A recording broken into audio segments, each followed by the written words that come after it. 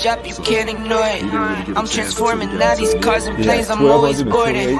Just out touring down in Charlotte like I play for Hornets. What's happening? What's happening, everybody? This is the TFG special Super Bowl preview show. I am your host, Kendrick Henderson, and we are hyped. We are ready. I know everybody's getting that Super Bowl parties going, but before you do all that, before you get all them wings and pizzas, all that, you need to come check us out. I got my man, KLTV Sports Director, all the way from Tyler, Texas, covering Super Bowl 56 in sunny California. Mike, how you doing, brother? Hey, man, I'm doing well. It's a glorious day for all the right reasons, and I'm about ready to see this game take off because, you know, the pressure both teams have is outdoing the halftime show. But we're going to see how that turns out. Okay, and we're going to get into that. But before we get into the meat and potatoes about this Super Bowl, I want you guys to come in. I want you to like, comment, share this to your social media platforms. And I also want you in the comments, I want you to tell me who you got and what's the score going to be tonight. The Cincinnati Bengals, who is the home team. Good afternoon, Britannica Lynn. Thanks for tuning in, Big Sis. The Bengals are the home team. I know that sounds weird, but it's a Super Bowl thing, and the Rams are the visiting team. Again, make sure you like, share, and comment this to all your social media platforms, and come in and comment what team you got and a final score. So let's jump right into this, Mike. Let's talk about the Rams defense. Well, first of all, back up. Mike, how has it been since we last talked on Thursday? What's been the happenings? It's been more like, you know, media row is kind of slow, but once Wednesday and Thursday hit, especially Thursday, it crescendos. I mean, there's a lot more personnel there. I saw Emmett, I saw Michael, I saw Darren Woodson, Travis Kelce. Of course, you know, Kelce was hoping to be in this game, and he was 3 points away from being in it, and they fell short. The Chiefs did, because to a man, everybody thought that I spoke with, this would be the Chiefs in the AFC and not the Bengals. But you got to tip your hat to Joe Burrow, because the cat, I like his swag, and I just think he plays with such confidence to be such a young guy. That speaks volumes of what the current coaching staff's been able to do. This is a team that won 6 games the past 2 years total.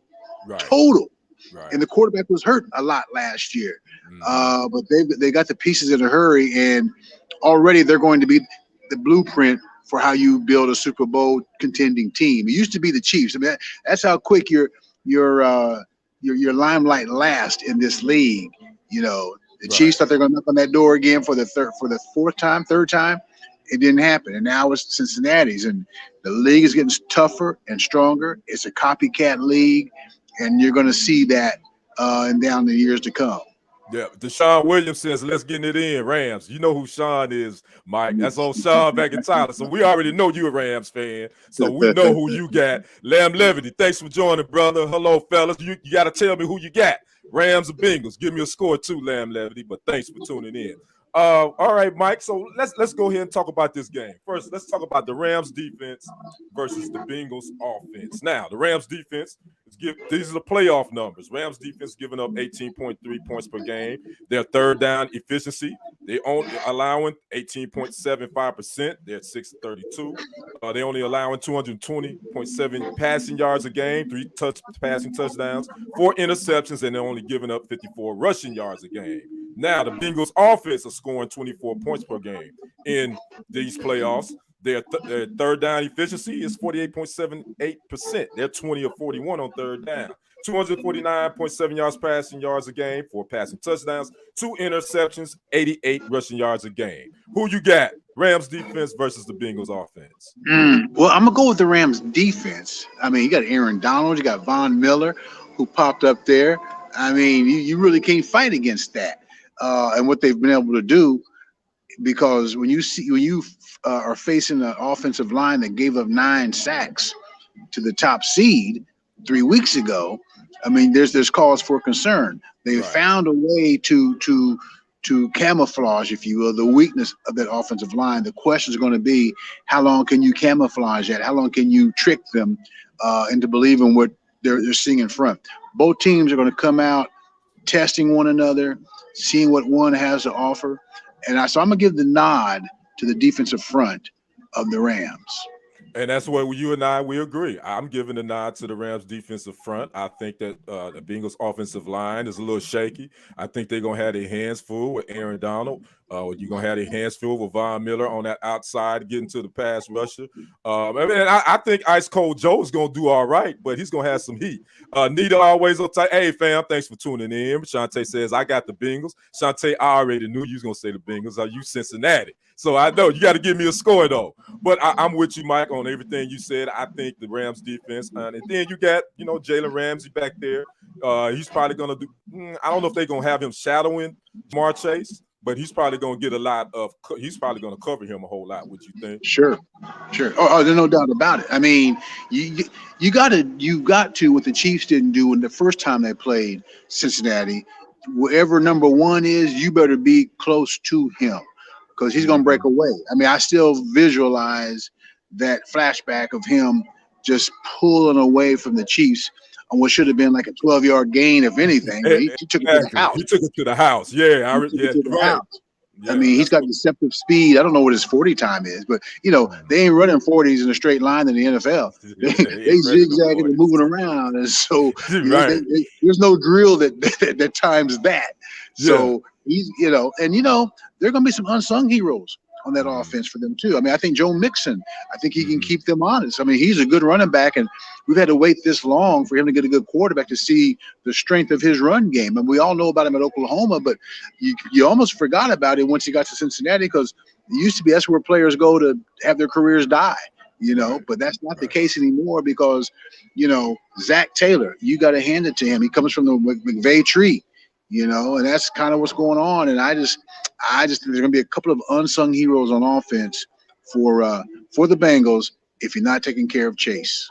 If you are taking care of Chase. Yeah, Mike, and you mentioned Joe Mixon, and I was going to do that too. And then you also got T. Higgins on that offense. I mean, he's been catching some balls the last couple of games too. But I still give the edge to the Rams defense. Okay, so let's move to the Rams offense versus the Bengals defense. Now, we all know what the Rams bring on offense. They scoring 28 points per game during the playoffs. They are 50% on third down efficiencies. They're 21 of 42. They're passing for 305 yards a game, rushing for 94 yards a game, 6 passing touchdowns, and 1 interception. Now, the Bengals defense, they are giving up 19.7 points per game. The third down efficiency is 39.47%, 15 to 38.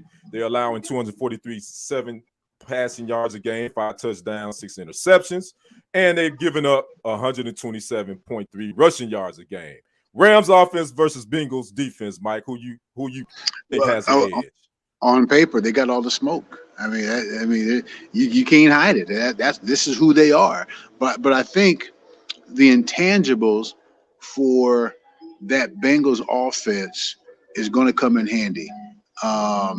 They're a young team, offensively especially. They don't know what they don't know.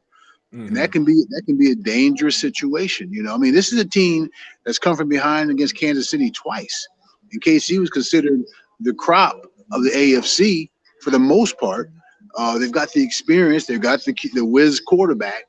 But I think what we're seeing, teams are closing the gap rather on what the Chiefs' blueprint was. Those blueprints don't last long.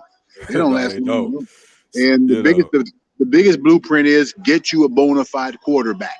That's the biggest blue chip right there. And you get that quarterback in, you start drafting for offensive linemen, because that's what the Bengals are going to need to do for this draft, is address the offensive line.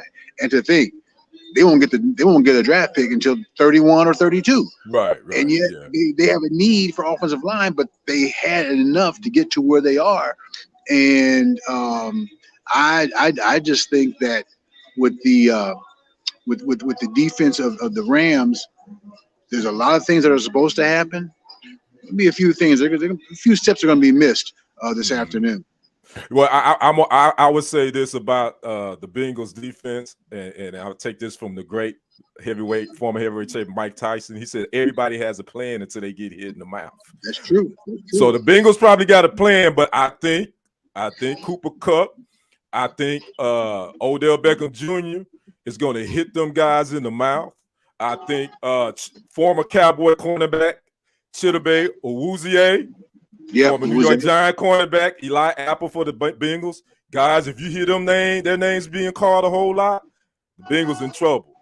The Bengals gonna be in trouble if the Bengals secondary, if their names are being called a lot in this game. And here's the concern for the Rams offense. If they get hit, they can't be like, whoa, we didn't know it was gonna be like this. No, you better know going in, it could be like that. And you need to be prepared to adjust. And that's gonna be the big key for both of these teams. What kind of in-game adjustments are you gonna make, or are you gonna wait till halftime? You know, teams don't wait till halftime anymore. They make them on the fly. That's what they got those tablets for on the sidelines. Like, hey, listen, when number 35 is doing this, here's what we need to be doing. So I want to see what kind of adjustments are being made for both teams during the course of the game, especially early on. Yeah. Shantae Gibson has her score. She says Cincinnati Bengals 27-20. My man Lee Black, thanks for tuning in, brother. He says, I completely agree. The Bengals offense just feels like it would defy logic and overcome with their intangibles. Lee also says, all good points, brother Ken, but Joe is built for the moment and attitude reflects leadership. I know he's ice cold, Joe. I didn't give him the name, Lee. I get it. But again, like Mike Tyson said, everybody got a plan until you get hit in the mouth. And if he get hit in the mouth by Aaron Donald and Von Miller, that's a wrap. But that's just my opinion. You got to give me a score too, Lee Black. What's the score? Go ahead, Mike. So no, well, hey, like Lee's saying, I mean, this Joe Burrow, I mean, the swag, the personality. He left one school at one Power 5 to go to another to get a championship, and now he's on the biggest stage in the planet when it comes to the NFL or maybe any other pro league. And these Cincinnati fans, they've tasted the Super Bowl opportunity a couple of times and came up short, you know, and one Joe beat them. They probably think, hey, we got a Joe now. We got a Joe too. So let's see what we can do with that. So we got a Joe. Yeah. And so it's going to be an intriguing matchup. And I just think it's going to be the trenches. In the trenches, it's going to be tested for that offensive line of Cincinnati. You know, how can you slow down? Because you're not going to stop that front of LA. How do you slow it down? And when you are slowing it down, how are you taking advantage of the slowdown? You know, and whatever penalties come through, or not penalties so much. Well, first of all, let's talk about penalties. I hope the refs call a good game. Yeah, I mean, it used to be we didn't have to worry about the referees being involved for the most part. But in the last few years, we've had to go, well, we'll see what the referees decide in this game. So I thought the Chiefs game with the Bengals was a nicely called game. I think there were like 4 penalties or something like that. I mean, there were penalties that could have been called by maybe earlier in the season, but they weren't called. They let them play. I want them to let them play today. So when the game is over, the first thing out of somebody's mouth is not about the referee. Exactly. Lee Black says he got Bengals 31-28, so he got a close one. Deshaun Williams, I already know what you was going to say. This is the Ram fan. He says blowout 28-10 Rams. We about to eat. So we're going to see if they're about to eat. Again, I have to give an edge to the Rams offense versus the Bengals defense. So on that one, I think Matthew Stafford, I think having Cam Akers is going to give them a little bit more punch on that offensive side too. As far as the Cincinnati offense, I think I agree with you, Mike. I think if Cincinnati can run the football, get some positive runs, kind of keep them off balance, keep that Rams offense on the sideline, the Bengals will have a chance to win this game. Well, and another thing, take points when you get the chance to take those points.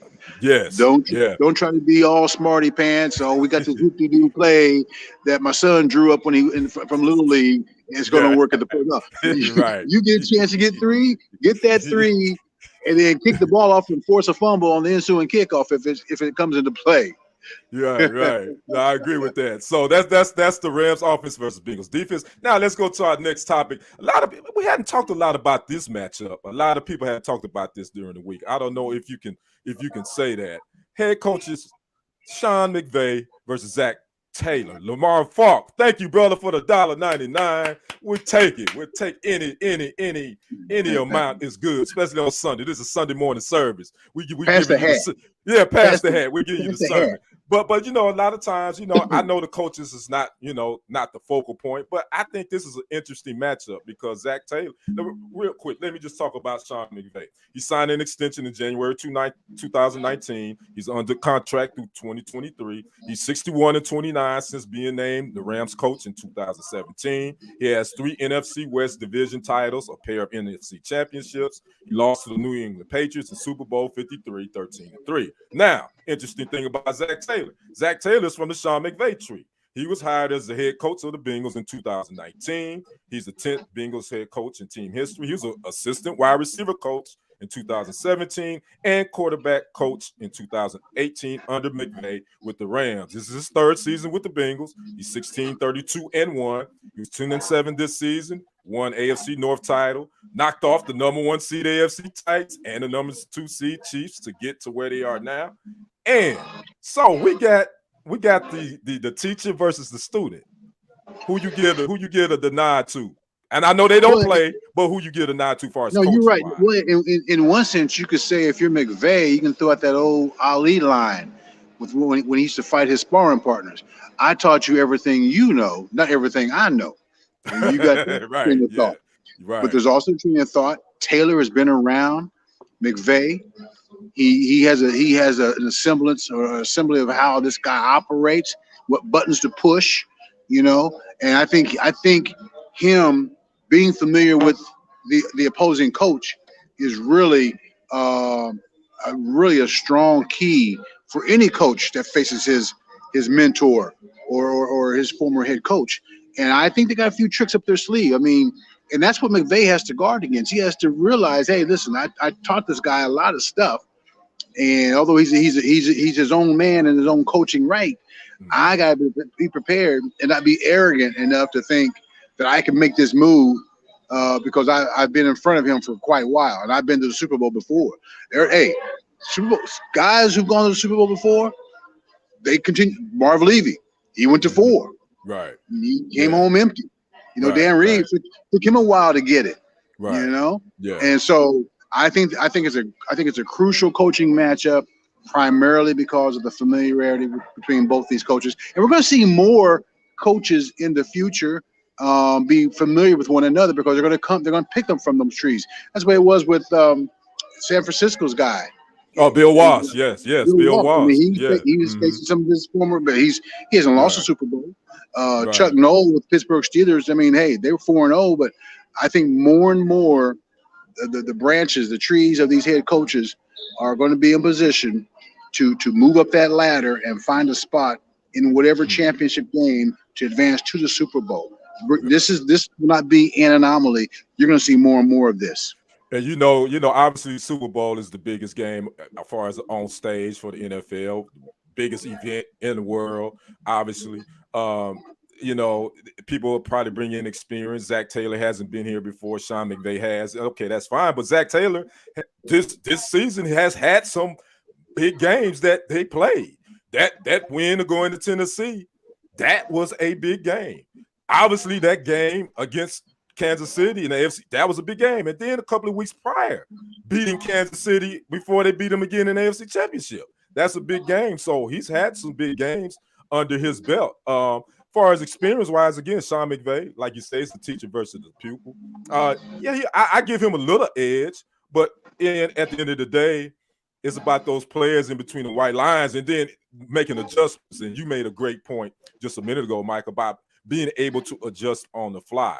And I think a lot of these younger coaches are more flexible than to do and are more they talented and will do that. Ain't hard-headed. You know, some of the old school coaches, they always gonna believe, well, we've been doing it this way ever since I've been doing it. We ain't changing. You know, I think these younger guys are a little bit more flexible. What's your thoughts on that? Well, you know, you make a good point. There are two facets of the game of who taught these quarterbacks, who taught these young coaches. 7-on-7 helped bring along these young quarterbacks. Yeah, right. Madden, believe it or not, the game Yeah. Madden. Yeah, Madden has helped bring on these young coaches. Lamar and I were just talking about Madden. You're right. It really has. I mean, they're playing a video game, but it's sophisticated. I mean, you know, John Madden's name's on it. We all know if his name's on it, it's going to be the elite. It's going to be the game. Yeah. And these guys, I bet you Taylor and McVay, when they were coming up, they just wore out their Madden game as a coach of their particular teams that they're putting together as a kid or whatever. And that translates to the big leagues. And I think that's a testament and a tribute to those teaching tools. It's not always, it's not always a human being that teaches you. I mean, that's true. Especially now, you're right. I learned to tie a bow tie by going to YouTube. It's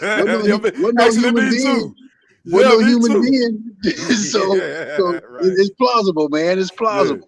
Right. Nikki Nicole, thank you for joining me, little sis. Thanks for tuning in. I need you to give me a score. Rams and Bengals, who you got? So that's our head coach's spotlight. I just wanted to speak on them real quick.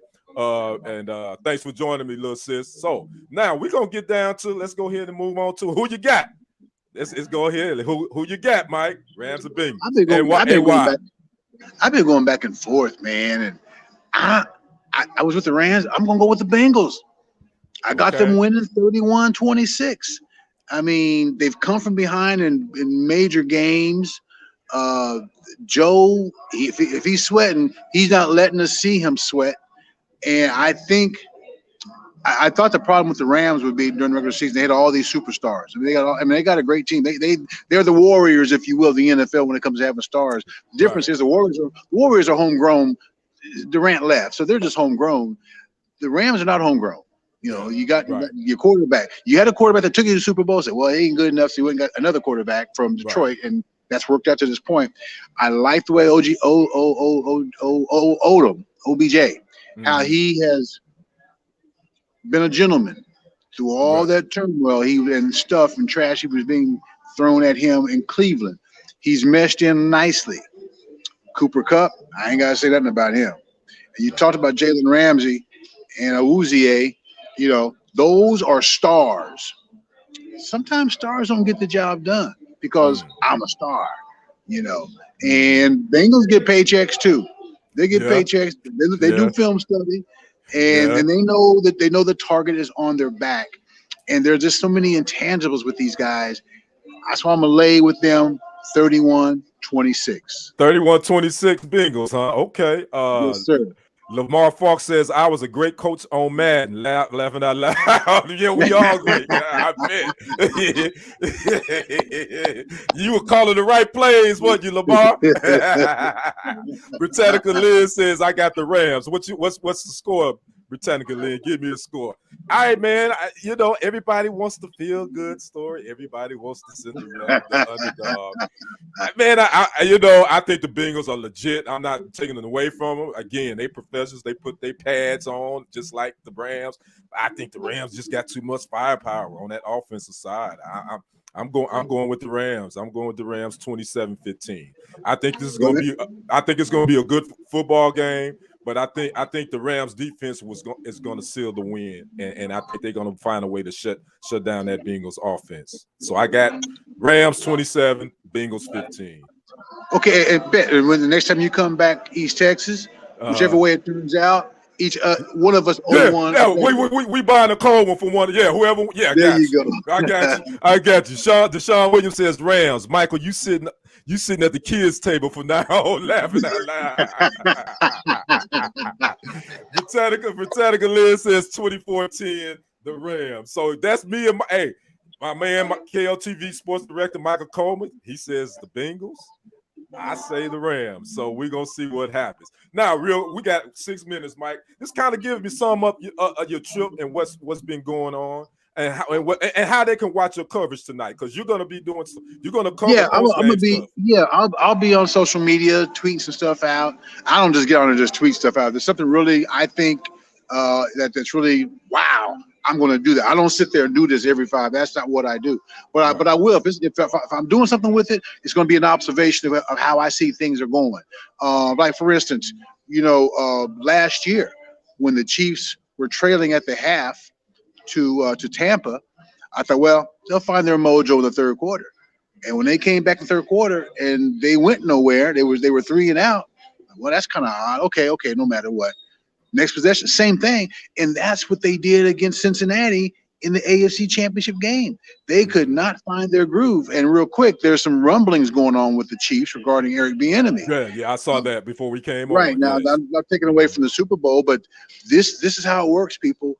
When you have a guy that's not getting along or supposedly that bashes heads with the star, somebody's got to go.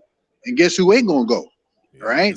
We know who ain't going. Yeah, right. And so now that's why he's the offensive coordinator to being a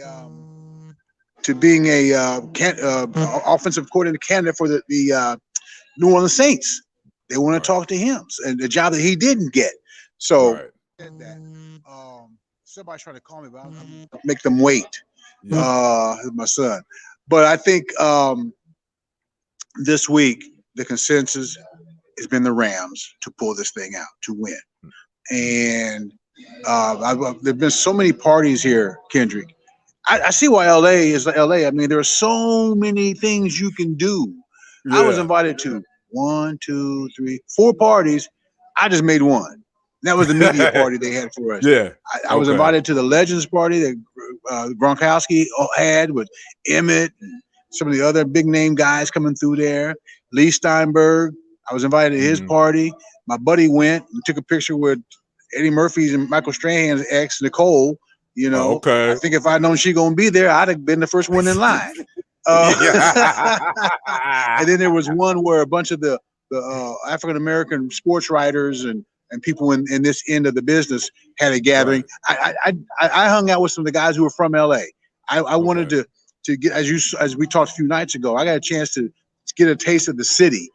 And saw some stuff. Although I'm in downtown LA at this swank named hotel, you ain't gonna go but 50 feet and see people laying down on the ground. Bunch of tents, bunch of folks asking for money and all of that here in this glorious hotel area. So I've seen some of the downside of LA, but for the most part, it's been a good trip. And I just can't believe the last time a Super Bowl was played here is with the Cowboys and the Bills back in the day. Wow, that's been the last one. When was that? That's the last one. 30 years plus. 90. Wow. Okay. All right. So, well, Mike, tell them how they can where those that's viewing, they can watch your newscast, watch your stories. Because I went on. Actually, it's kltv.com, but I went on and I was able to watch a couple of your stories that you did this week, which was good. So. You said I don't know why you're faint. You're saying tell them how they can reach me or find my work? Yeah. Where they can see you. You can go to kltv.com. You can go to on Twitter at mcoleman, the number 4 at mcoleman4, and I'm gonna start putting some stuff up there too as well. Real quick before we go, the best story I had this week outside the Super Bowl, Muhammad Ali's ex, the widow of Muhammad Ali, we'll do it that way, is coming to Tyler, Texas later on this week, next Saturday, and I got a chance to interview the folks who brought her to town, and I'm really looking forward to talking to the now Dr. Kalia Comacho Ali. She's an ambassador to African countries. She's very much involved with a foundation of hers, and much like her champ, our champ, she's very much into being a humanitarian, and I can't wait to visit with her coming up later on next week. So look for that, folks, please. I'm definitely going to check that out. Again, you can go to kltv.com to check out any of Michael's stories from this week that he's been out in California. Mike can't hear me, so I'm going to go ahead and let you go. We're going to get out of here. Man, appreciate you joining me, brother. Enjoy the game, and I'm going to be looking for your reports tonight after the Super Bowl on kltv.com. Be safe, brother. Appreciate you. He can't hear me. We out. So, again, that was Michael Coleman, KLTV Sports Director out of Tyler, Texas. He's going to have a story on a former Longview Lobo that's playing for the Rams, and I'm sure he's going to do that. So, again, I want to say thanks to everybody tuning in. Lamar Falk, Britannica Lynn, Deshaun Williams, Shantae Gibson, Lee Black. Thanks for joining Nico Henderson. Thanks everybody tuning in. I hope you enjoy the Super Bowl. Don't eat too much wings and too much pizza. I know you're going to have a little something to taste on. So enjoy your Super Bowl parties. Enjoy the Super Bowl. This has been your guy, your sports guy, Kendrick Henderson. Don't forget to subscribe and follow and like TFG Sports Media on YouTube and on Facebook and all the TFG TV network, which you can find on YouTube and on Facebook, all over that good stuff. Make sure you like it, you follow it, you subscribe it, and share it to all your family. Again, this has been your Super Bowl preview show with your sports guy, Kendrick Henderson. Until Tuesday at 6:30, I'm out. Peace.